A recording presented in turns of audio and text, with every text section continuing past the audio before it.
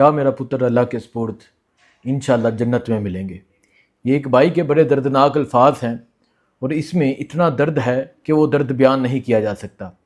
अली ज़ई जो एक हक सच की आवाज़ हैं, अली ज़ई जिनका ताल्लुक़ हरीपुर से है, अली ज़ई जो इन पाकिस्तान में मुश्किलात की वजह से, मुश्किल हालात की वजह से, फसायत की वजह से, जुल्म की वजह से, जबर की वजह से वो पाकिस्तान से अमेरिका चले गए, लेकिन आवाज़ बंद नहीं की, लेकिन हमेशा बोलते रहे, सच बोलते रहे।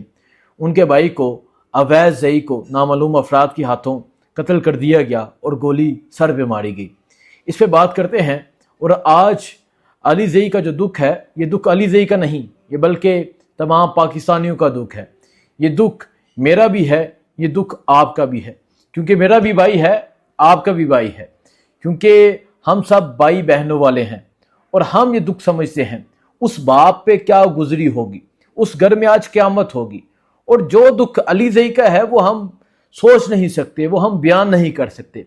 वो इंसान जो परदेश बैठा है, जो किसी दूसरे मुल्क बैठा है, वजह यह है कि इस पाकिस्तान में फसायत है। वो इंसान खुलकर बोलता है और इस पाकिस्तान में जब वो पहुंचेगा गिरफ्तार कर लिया जाएगा, उठा लिया जाएगा, गायब कर लिया जाएगा। आज उसका छोटा भाई जो एक जवान भाई था, नामालूम अफराद के हाथों शहीद हो जाता है।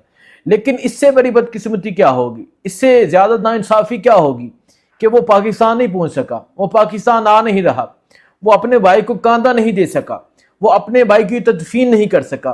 और भाई को शहीद कर दिया गया, भाई को नामालूम अफराद ने सर पे गोली मारी। इस पे तहकीकात होनी चाहिए। और ये वाक़या हरीपुर खैबर पख्तूनख्वा में वाक़या हुआ है। फैसल अमीन गंडापुर कह रहे हैं तहकीकात होंगी, लेकिन हम देखते हैं कब तहकीकात होती हैं। इस हवाले से बात करते हैं। इसके अलावा बात करते हैं आज एक क्योंकि दो चीज़ें मैं कंपैरिजन नहीं करूंगा, लेकिन आज एक घटिया इंसान को उसकी औकात याद करवाई गई। आज एक ऐसे इंसान को जो इमरान खान के खिलाफ बात करता है, इमरान खान के खिलाफ भौंकता है, आज एक वर्कर ने और जिसने औकात याद करवाई, जिसने कहा हु आर यू, जिसने ये सवाल किया, वो इंसान को मैं जानता हूँ। वो इंसान है जो 10 माह 9 मई के केस में जेल रह कर आया। मैं फैजुल हसन चौहान की बात कर रहा हूँ, ये आपको बताते हैं। इसके अलावा जो पाकिस्तान की सूरत हाल है वो आपको बताते हैं। सनम जवेद और उसके हस्बैंड को गिरफ्तार किया गया था। आज सनम जवेद के हस्बैंड अतीक रियाज की जमानत मंजूर हो गई है। सनम जवेद की जमानत मंजूर होती है नहीं होती ये बताते हैं, और सनम जवेद के हवाले से क्या खबरें आ रही हैं ये आपके सामने रखते हैं। पहले बात करते हैं अली ज़ई के भाई अवैध ज़ई शहीद की। सरे महफिल शहीदा ये बता दो कातलों को, वो लहू लहू नहीं है जो लहू रंग ना लाए। कोई कब तलक जिएगा, कोई कब तलक रहेगा, ये दुनिया आर्जी है, ये जहां है एक सराय। आज अली ज़ई का एक नौजवान भाई, एक बहादुर जवान भाई, और अली ज़ई भी एक बहादुरी की एक मिसाल है, हिम्मत की, जुर्रत की मिसाल है, इस्तिकामत की मिसाल है। इस्तिकामत की मैंने इस वजह से कहा कि इस इंसान को धमकियां दी गई। इस इंसान ने अपनी एक वीडियो में कहा था कि मुझे धमकियां दी जा रही हैं, मुझे कहा जा रहा है कि तुम खामोश हो जाओ, आवाज बंद कर दो, नहीं तो तुम्हारे घर वालों को मार दिया जाएगा। आज उसके जवान भाई को हरीपुर में, आज खैबर पख्तूनख्वा में गोली मार के शहीद कर दिया गया है। और फिर अभी तक देखें तहकीकात जो होती है, इंक्वायरी जो होती है, अभी तक मुजरमों को सामने लाके खड़ा कर देना चाहिए था, ये मुजरम है। और फिर अली ज़ई ये खबर देता है, और अली ज़ई का जो दुख है वो ही जानता है।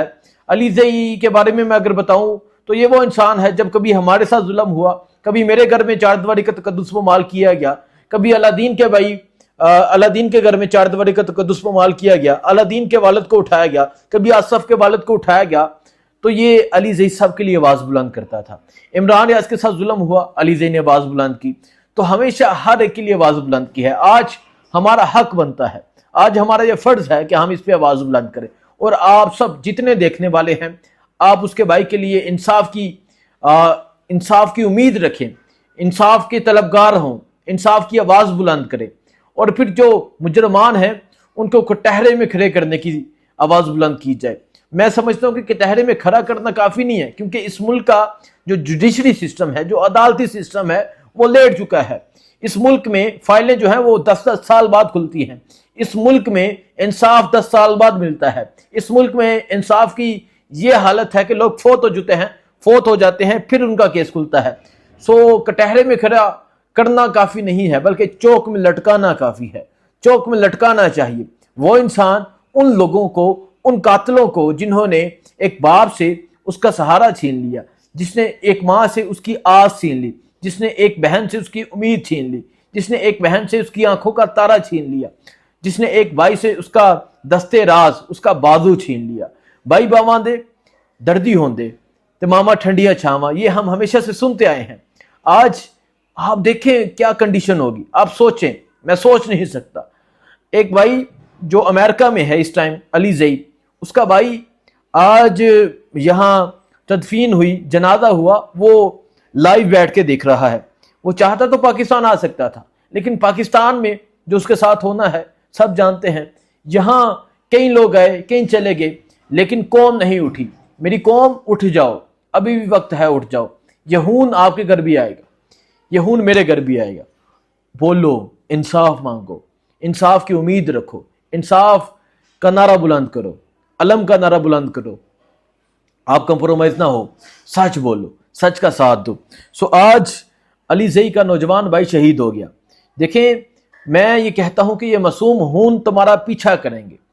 یہ جو نامعلوم ہیں، جو قتل کرتے ہیں، آپ کیا سمجھتے ہیں کہ یہ خون رائے گا جائے گا؟ خون کبھی رائے گا نہیں جاتا۔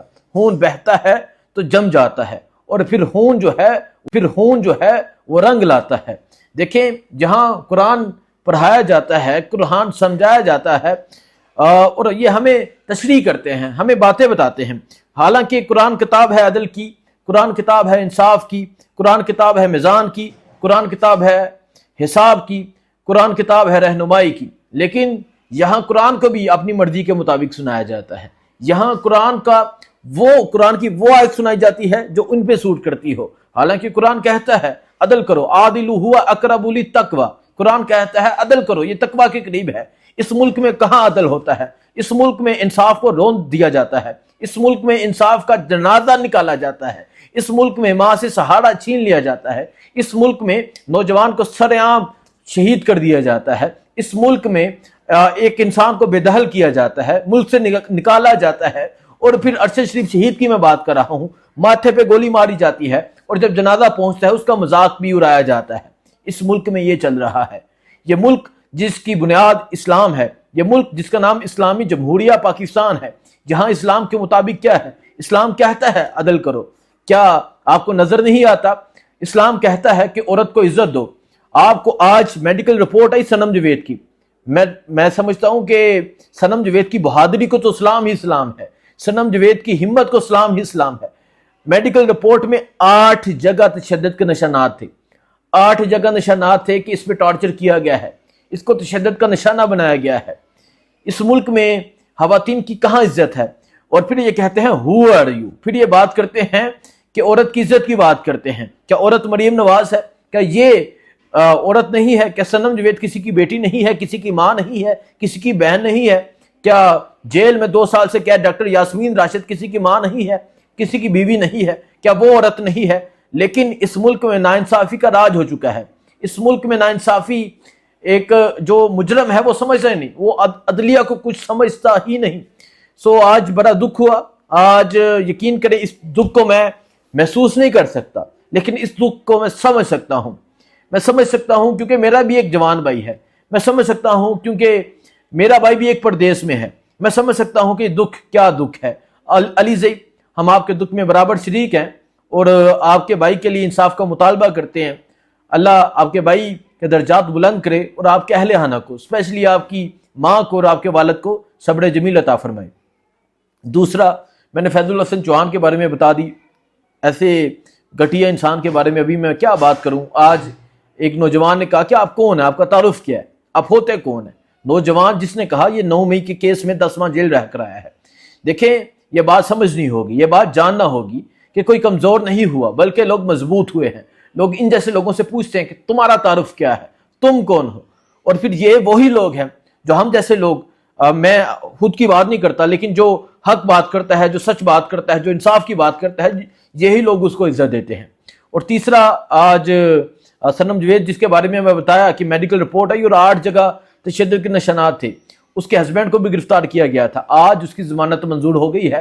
اب سنم جاویدکی کا منظور ہوتی ہے یہ دیکھا جائے گا، لیکن خدارا اس ملک کو ملک سمجھے، خدارا اس قوم کو قوم سمجھے، خدارا ان پاکستانیوں کو پاکستانی سمجھے، خدارا ان کو بھی انسان سمجھے، انصاف کریں، اس ملک میں انصاف کا بول بالا ہو، اس ملک میں جمہور کی طاقت ہو، اس ملک میں اصل جمہوریت ہو، دعا میں یاد رکھیں۔ اللہ حافظ۔